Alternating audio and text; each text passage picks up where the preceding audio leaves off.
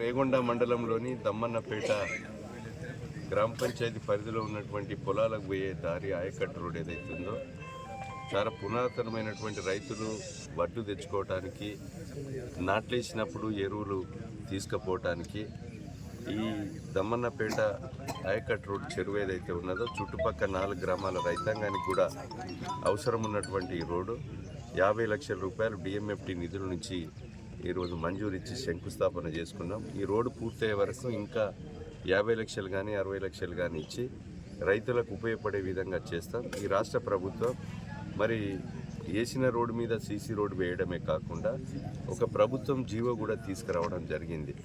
రైతులందరికీ కూడా రాష్ట్రంలో ఈ నియోజకవర్గంలో ఉన్నటువంటి పెద్ద పెద్ద చెరువుల కింద కూడా కిలోమీటర్ 2 కిలోమీటర్లు పోయి గెట్ల మీద ముందే పోయి ఎరువులు వేసుకొని పరదాలు కప్పుకుంటున్నారు. మనం తర్వాత మోసుకపోవడానికి ఇబ్బంది అవుతుందని దాన్ని దృష్టిలో పెట్టుకొని మొత్తం కూడా ఆయకట్ రోడ్లన్నీ కూడా దాదాపుగా మనము ఈరోజు ఆక్రమణకు గురైనటువంటి రోడ్లను వెడల్పు తీసి ఆ రోడ్లన్నీ కూడా రైతులకు ఎలాంటి ఇబ్బంది రాకుండా ఈరోజు ఆయకట్ రోడ్లు కూడా చేయాలనేటువంటి ఒక దృఢ సంకల్పంతో ఈ ప్రభుత్వం ఉంది. ఆ దిశలో అన్నీ కూడా రోడ్లు పూర్తి చేస్తాం. కనుక రైతు ప్రభుత్వం ఇది.